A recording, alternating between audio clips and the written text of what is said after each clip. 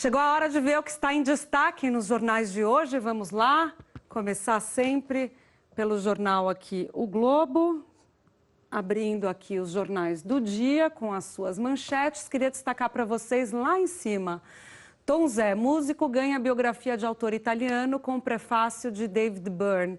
David Byrne, que é o líder, que é quem criou a banda Talking Heads, foi quem tirou Tom Zé do ostracismo. O Tom Zé, depois da Tropicália, estava um pouco esquecido. David Byrne gostava da produção musical dele, tirou Tom Zé do ostracismo. Tom Zé conta que quase desistiu da música. Se não fosse para o David Byrne, teria ido ele trabalhar num posto de gasolina do sobrinho, na Bahia.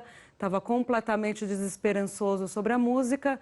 E Byrne, que gostava muito do trabalho dele, já acompanhava desde os anos 60, 70, acabou recuperando Tom Zé, trazendo Tom Zé de novo para a música e agora faz o prefácio dessa biografia feita por um italiano sobre o Tom Zé. Muito legal. Vamos para a manchete principal do Globo. Câmara conclui votação da reforma e mantém a economia de 933 bilhões.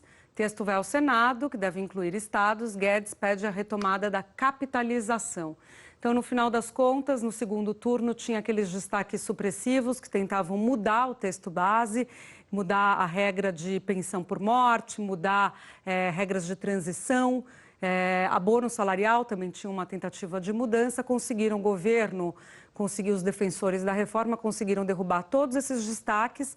Esses destaques somados teriam um impacto de mais de 400 bilhões. Então, essa potência fiscal de 933 cairia para próxima ao que era a reforma proposta por Michel Temer. Então, conseguiram derrubar os destaques, o texto passou na sua íntegra, agora chega no Senado, deve começar a tramitar já na quarta-feira, começa pela CCJ, são 30 dias na CCJ e depois já vai para plenário, não tem comissão especial lá não. O relator, Tasso Gereissati, senador do PSDB, acha que a tramitação na CCJ pode ser um pouco mais rápida do que os 30 dias, mas a gente vai conversar sobre esse assunto daqui a pouquinho. Não vou contar tudo, vamos deixar para conversa com Otávio Guedes logo mais. Aqui embaixo, a STF derruba a decisão que mandava Lula a presídio. Foi a notícia de ontem, a gente já trouxe uma reportagem falando sobre isso.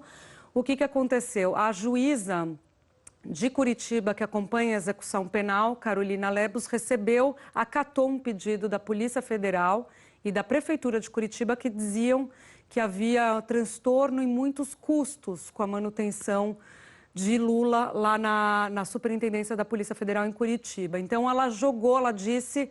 Primeiro perguntou para a defesa o que a defesa achava. A defesa falou, olha, a gente quer que ele continue aí na superintendência até que o HC dele seja votado no STF. Tem um habeas corpus que está sendo apreciado pela segunda turma do STF. A juíza não acatou o pedido da defesa e falou, olha, vamos levá-lo para São Paulo, fica mais próximo da família, que é um dos pontos que a lei de execução penal trata, de se estar próximo à família, e aí, a partir daí, o juiz em São Paulo é que decide sobre o caso. A gente vai interromper um pouquinho a leitura dos jornais, porque a gente tem uma notícia agora urgente. A Lava Jato está nas ruas do Rio e o alvo é, mais uma vez, o empresário Eike Batista. E a gente tem as últimas informações sobre isso com o repórter André Coelho. André, bom dia.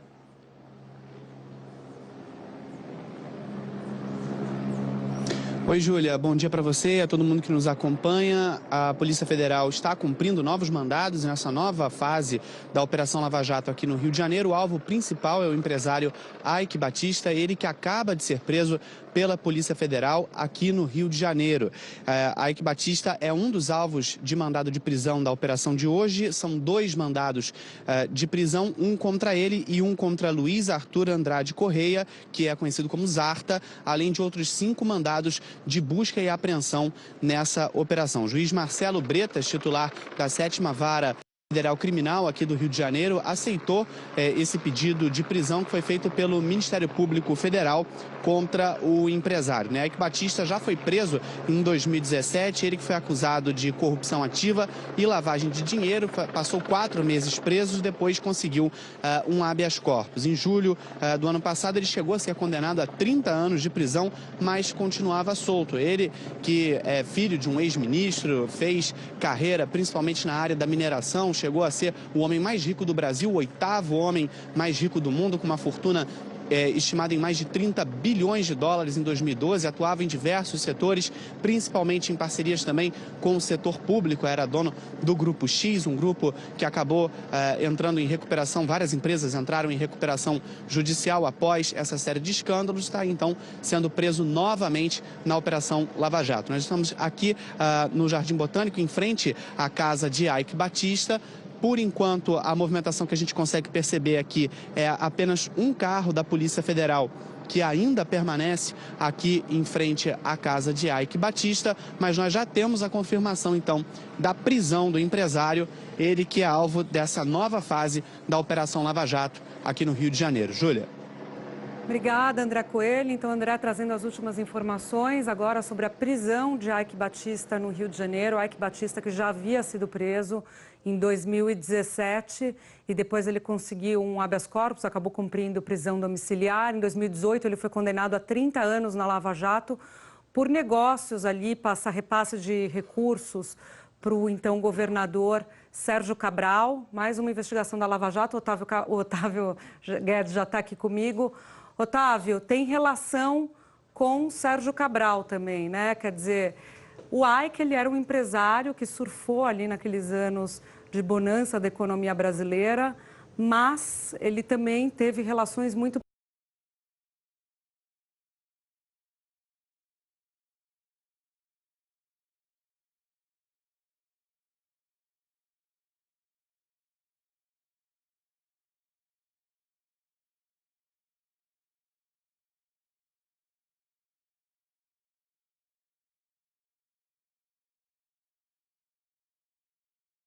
com grandes eventos, também com o Brasil, né? O Brasil ali, na era PT, na era dos campeões nacionais, do orgulho das empresas nacionais, e a base era muito mais gasosa do que sólida, digamos, para ficar nessa imagem.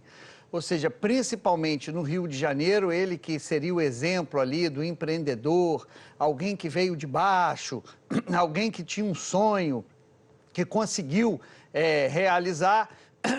Desculpa. Então, isso tudo foi por água abaixo. O Eike Batista deixou uma série, naquela época, de projetos megalomaníacos aqui no Rio de Janeiro. Ele ia despoluir a Lagoa Rodrigo de Freitas. O Cabral recorria muito a ele quando precisava fazer a expansão das UPPs. Então, ele efetivamente financiava muitos containers, que eram as bases da UPP. Enfim, é muito difícil você dissociar o Eike Batista desse período no Rio de Janeiro de euforia, da euforia do governo Cabral, e como não poderia deixar de ser, muito contaminado pela corrupção, Júlia.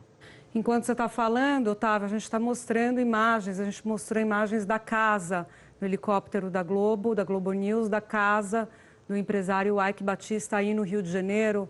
Otávio, eu estava lembrando também, você estava falando sobre a origem como empresário de sucesso de Eike Batista, como ele pegou carona nesse momento que a economia brasileira ia muito bem, que havia uma esperança, havia aquela expectativa que o Rio de Janeiro ia sediar as Olimpíadas e até Copa do Mundo no Brasil, e ele, de certa maneira, se tornou um pouco símbolo de tudo isso. Agora, Eike Batista, ele teve uma ajudazinha, um empurrãozinho do pai dele, né? Eliezer Batista, que é alguém que atuou muito nessa área de mineração pela Companhia Vale do Rio Doce, antiga Companhia Vale do Rio Doce, que depois se tornou só a Vale. E aí ele ficou, com a ajuda do pai, ele conheceu bastante essa área de mineração, né? Dizem até das riquezas, né? Sabia onde tinham os mapas das minas, para usar uma informação que se fala no bastidor, e por aí ele começou a investir nessa área e se tornou um empresário primeiro dessa área, né? E depois acabou ampliando os seus negócios para diferentes outras frentes, né?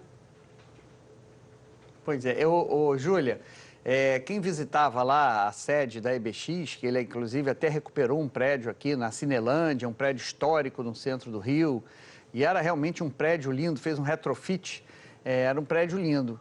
Eu comecei a estranhar, sinceramente, comecei a estranhar porque era uma empresa de petróleo e quando eu fui lá conversar com o Ike, com os assessores, uns jovens pularam a roleta. Aí explicaram, não, eles são do departamento de inovação, então eles não gostam de crachá, eles são os únicos liberados de crachá, nem o Ike Batista é liberado.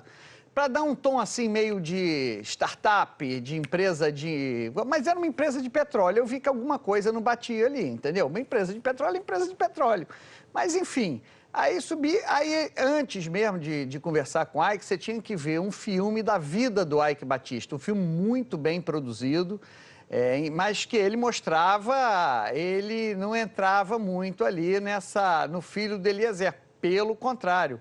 É como se fosse um jovem desbravador que foi para a Amazônia e começou a ganhar dinheiro lá, sempre como um empreendedor. Ou seja, essa parte aí que a gente sabe que você contou, isso não aparecia no filme. Ele sempre tentava ali mostrar como empreendedor. Também ele foi o primeiro empresário celebridade, né? Ele casa com a Luma de Oliveira. E tem uma vida de semi-celebridade, quer dizer, a celebridade era a Luma Batista, mas ele sempre frequentou, sempre gostou desse mundo, na verdade. Ele sempre soube fazer um marketing pessoal muito grande. Essa que é a diferença dele a diferença em relação a outros empresários, né? Até mesmo, antes mesmo o próprio fato de conhecer a Luma, ele estava de casamento marcado com alguém que era da alta sociedade do Rio de Janeiro, os Marink Veigas, Patrícia Marink Veiga, e aí ele ganhou uma corrida, ele gostava de esportes radicais, uma corrida de lancha, a Luma sai de dentro do bolo, porque ele é o campeão, ele se apaixona, acaba o casamento. Então, ele sempre frequentou as páginas de economia e as páginas de celebridade. E agora frequenta as páginas policiais, Júlia. Ele chegou a receber, eu lembro, nessa época de bonança, a cantora Madonna veio ao Brasil, ele recebeu a Madonna com o governador, com todo mundo, fez um jantar enorme na casa dele, um pouco ao encontro do que você está dizendo, frequentando ali as páginas, com as páginas das celebridades e as páginas empresariais. Também só recordando que recentemente a CVM, que é a Comissão de Valores Mobiliários, aplicou uma multa em Ike pelas operações na OSX, que é uma das empresas dele, a empresa essa específica da área de petróleo. Aplicou uma multa alegando insider information, que ele tinha mais informações de dentro da empresa para operar no mercado, ele não poderia operar. Então, uma multa de cerca de 500 milhões de reais. A gente volta a falar sobre esse assunto, sobre a prisão de Ike Batista, daqui a pouquinho aqui no Globo News em Ponto. A gente vai voltar para a leitura dos jornais que a gente estava falando, tínhamos começado, mas qualquer nova notícia a gente traz para vocês. Aliás, vamos trazer daqui a pouco.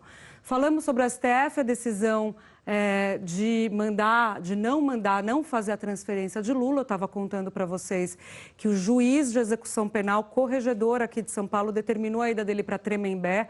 Aí a defesa recorreu ao STF e por 10-1 conseguiu barrar essa transferência. O que é importante a gente destacar, a gente vai falar mais sobre esse assunto daqui a pouquinho, também é que teve uma articulação grande política para que o STF barrasse isso. Aliás, Rodrigo Maia participou dessa articulação também. Representantes de 12 partidos foram até o STF falar que o ex-presidente, por ser ex-presidente, teria direito à prisão especial ou à tal da sala de Estado-Maior, que é uma sala que fica em alguma instalação militar, como Michel Temer acabou cumprindo a prisão preventiva aqui em São Paulo, numa dessas salas, na Polícia Militar aqui de São Paulo. Então, ficou derrubada a transferência de Lula até a análise do HC dele, do habeas corpus dele pelo STF, o que deve se dar agora nesse segundo semestre.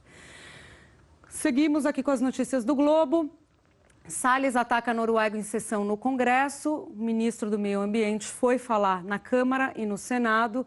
E aí foi questionado sobre aquele fundo Amazônia, um fundo bilionário com mais de 3 bilhões de reais, que tem a Noruega como principal financiador. 90% dos recursos são da Noruega. A Noruega quer que o Brasil mostre o que vai fazer com esse dinheiro. Salles já disse que queria usar parte desse dinheiro para pagar a indenização de grandes proprietários de terra.